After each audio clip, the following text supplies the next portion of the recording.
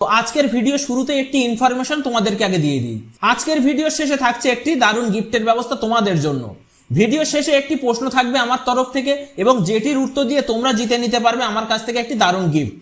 তো সেই জন্য ভিডিওটি শেষ পর্যন্ত দেখতে থাকো এবং সঠিক উত্তরটি আমাকে কমেন্ট করো আর পুরস্কারটি জিতে নাও। তো তার জন্য ভিডিওটি শেষ পর্যন্ত দেখতে থাকো। তো চলো শুরু করি।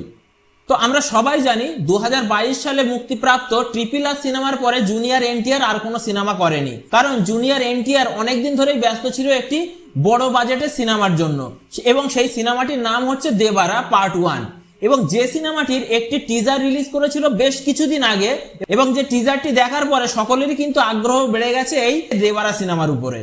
তো এই দেবারা সিনেমার অফিসিয়াল ট্রেলারটি লঞ্চ করা হয়েছে এবং ট্রেলারটি কেমন হয়েছে সে বিষয়ে আজকে কথা বলবো এবং ট্রেলারটির রিভিউ করব। তো চলো শুরু করা যাক। প্রথমেই বলবো এই দেবারা সিনেমাটি একটি প্যান ইন্ডিয়া রিলিজ হওয়া সিনেমা। এই সিনেমাটি তেলেগু ইন্ডাস্ট্রির সিনেমা হলেও এটি কিন্তু হিন্দিতে কিন্তু খুবই বড়ভাবে মুক্তি পেতে চলেছে। ট্রেলারটিতে আমরা যেটা দেখলাম, সিনেমাটির ঘটনা একটি সমুদ্র উপকূলবর্তী এলাকাকে নিয়ে এবং যে এলাকার মানুষজন তারা কখনো হারতে শেখেনি, কিন্তু হঠাৎই একদিন তারা সকলেই পরাজয়ের শিকার হয়। সেটাই কেন সেটাই দেখানো হয়েছে এই সিনেমাতে এবং সেই পরাজয়ের পর থেকেই শুরু হয় তাদের লড়াইয়ের কাহিনী আর এই লড়াইকে ঘিরেই চলতে থাকে দেবারা পার্ট 1 এর ঘটনা। তো এই সিনেমায় আমরা হিরোর চরিত্রে দেখতে পেতে চলেছি জুনিয়র এনটিআর কে এবং ভিলেনের চরিত্রে দেখতে পেতে চলেছি সোয়েব আলী খানকে, আর নায়িকার চরিত্রে আমরা দেখতে পেতে চলেছি জাহ্নবী কাপুরকে, যার কিনা সাউথ ইন্ডাস্ট্রিতে এটাই তার ডেবিউ ফিল্ম। জুনিয়র এনটিআর আর সোয়েব আলী খানের পারফরমেন্স মোটামুটি আমার ভালোই লেগেছে, কিন্তু জাহ্নবী কাপুরের অভিনয় বা জাহ্নবী কাপুরের যে গেট আপ বা লুক দিয়েছে সেটা কিন্তু সেইখানকার পরিস্থিতি অনুযায়ী, মানে যে সমুদ্র উপকূলবর্তী যে গ্রামের ঘটনা সেখানে দেখানো হয়েছে, সেই গ্রামের ঘটনা অনুযায়ী গ্রামের মানুষের সঙ্গে জাহ্নবী কাপুরকে কিন্তু আমার মানানসই লাগেনি একদমই। এখানে শুধু আমি আমার মতামতই জানালাম, সকলের মতামত এক নাও হতে পারে, ভিন্ন হতে পারে।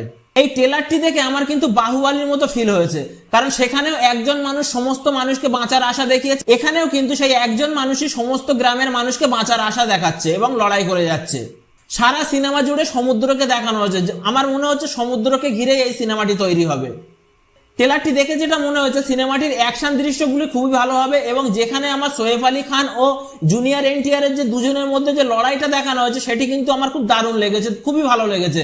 এবং আরো একটা জিনিস যেটা আমি লক্ষ্য করলাম যে জুনিয়র এনটিআর এর সঙ্গে সমুদ্রের মাঝখানে একটি শার্কের লড়াই হতে দেখা যাচ্ছে, এই শার্কের সিকোয়েন্সটিও কিন্তু আমার খুব দারুণ লেগেছে। পুরো ট্রেলার দেখার পর আমার এটাই মনে হয়েছে যে ভিএফএক্স এর কাজটা আরো একটু বেটার হলে ভালো হতো, কারণ এই সিনেমার যে বাজেট অনুযায়ী ভিএফএক্সটা আরো একটু বেটার করলে ভালো লাগতো, কারণ সিনেমাটির বাজেট বলা হচ্ছে প্রায় 300 কোটি টাকা, যেটি কিন্তু অনেকটাই এবং যার জন্য আমরা কিন্তু আরো একটু বেশি আশাবাদী ছিলাম এই সিনেমার ট্রেলারের উপরে।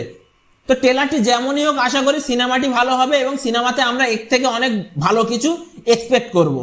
পুরো ট্রেলারটি আমার কাছে এভারেজ লাগলেও এই সিনেমাটির মিউজিক কিন্তু আমার লেগেছে জাস্ট একদম গুজবাম্প, কারণ অনিরুদ্ধের মিউজিক মানে জাস্ট একটা ফাটাফাটি।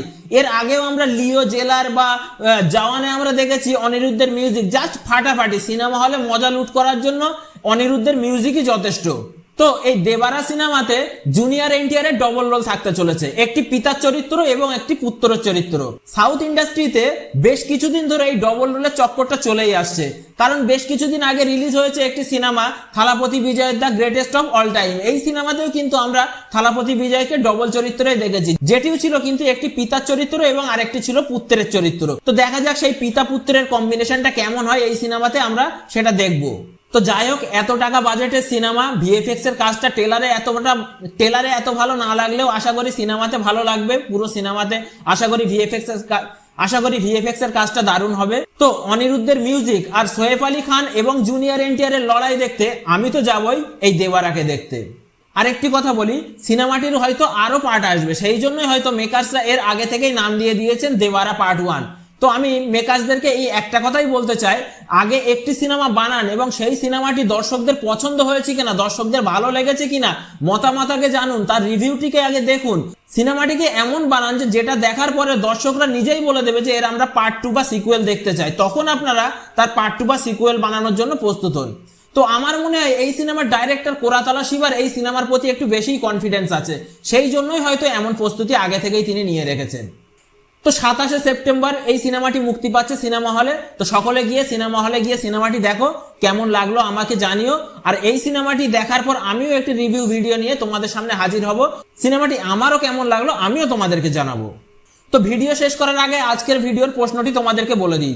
আজকের ভিডিওটির প্রশ্ন হলো, এই দেবারা পার্ট 1 সিনেমার ট্রেলারটি দেখার পর এই সিনেমার ট্রেলারকে তুমি 10-এর মধ্যে কত দেবে? আজকের প্রশ্ন যে এই দেবারা পার্ট 1 সিনেমার ট্রেলারটি দেখার পর এই সিনেমার ট্রেলারটিকে তোমরা 10-এর মধ্যে কত দেবে? আর সেই উত্তরটি যদি আমার সঙ্গে মিলে যায় তাহলে তোমাদের জন্য থাকছে একটি দারুণ স্পেশাল গিফটের ব্যবস্থা, যেটি আমি নিজে হাতে তোমাদেরকে দিয়ে দেবো। তো তাড়াতাড়ি করে কমেন্ট করে ফেলো এবং তোমরা এই 10-এর মধ্যে এই ট্রেলারটিকে কত নাম্বার দেবে সেটি কমেন্ট করে ফেলো। আমার সঙ্গে মিলে গেলেই তোমরা পেয়ে যাবে একটি দারুণ একটি গিফট। তো যদি ভিডিওতে কিছু ভালো লেগে থাকে বা আমাকে যদি কোনো প্রশ্ন করার থাকে তাহলে আমাকে কমেন্ট করতেই পারো। ধন্যবাদ।